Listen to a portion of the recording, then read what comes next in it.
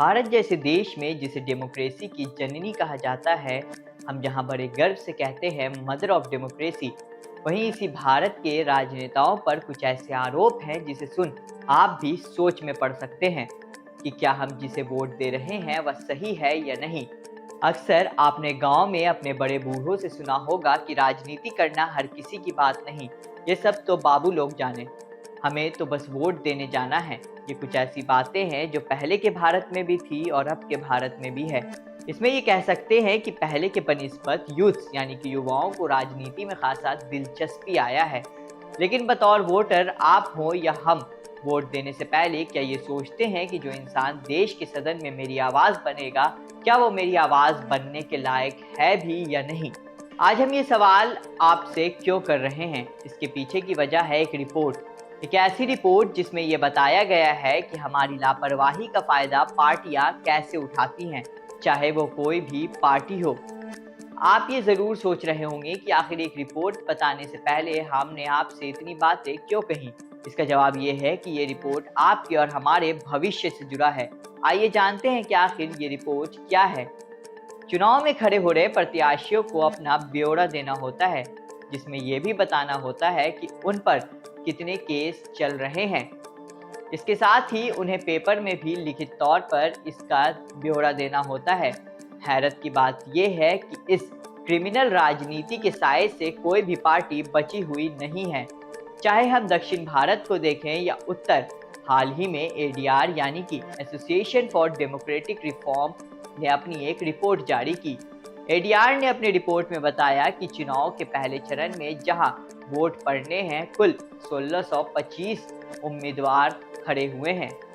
उनमें से 16% उम्मीदवार ऐसे हैं जो दागी हैं, यानी कि इन पर क्रिमिनल केस का मामला चल रहा है। वहीं इसी रिपोर्ट में यह भी कहा गया है कि इनमें से 28% उम्मीदवार ऐसे हैं जो करोड़पति हैं। एडीआर की ये रिपोर्ट कुल 1618 उम्मीदवारों के विश्लेषण के बाद आई है। इस रिपोर्ट में यह भी कहा गया है कि पहले चरण की 102 सीटों में से 42 सीट ऐसी है जहां पर 2 या 3 उम्मीदवार ऐसे हैं जिन पर सीरियस क्रिमिनल केस चल रहा है। एडीआर ने बताया कि 1618 में से 16% यानी कि कुल 252 उम्मीदवार ऐसे हैं जिन पर क्रिमिनल केस दर्ज है। इनमें से 10% यानी कि 161 ऐसे हैं जिन पर गंभीर मामले दर्ज हैं। गंभीर मामलों में हत्या, किडनैपिंग जैसे अपराध शामिल हैं। 7 उम्मीदवार पर हत्या और 19 पर हत्या की कोशिश करने का मामला दर्ज है। 18 उम्मीदवार ऐसे हैं जिन पर महिलाओं के खिलाफ अपराध का मामला दर्ज है। इनमें से एक पर रेप का मामला भी दर्ज है। रिपोर्ट में दावा किया गया है कि 35 उम्मीदवारों पर भड़काऊ भाषण देने का इल्जाम भी है। बात शुरू करते हैं बिहार से। बिहार में सरकार में रह चुकी और अब तक विपक्ष द्वारा जंगल राज का तोहमत अपने सिर पर लिए घूम रही लालू प्रसाद यादव की पार्टी राष्ट्रीय जनता दल ने पहले चरण में कुल 4 उम्मीदवार उतारे हैं। हैरत की बात यह है कि इन चारों पर ही आपराधिक मामले दर्ज हैं। दक्षिण की डीएमके ने 13 उम्मीदवार, समाजवादी पार्टी के 3, बंगाल टीएमसी के 2 और 400 पार का नारा देने वाली बीजेपी ने 28 और कांग्रेस ने 19 ऐसे उम्मीदवार उतारे हैं जिन पर क्रिमिनल केस दर्ज है।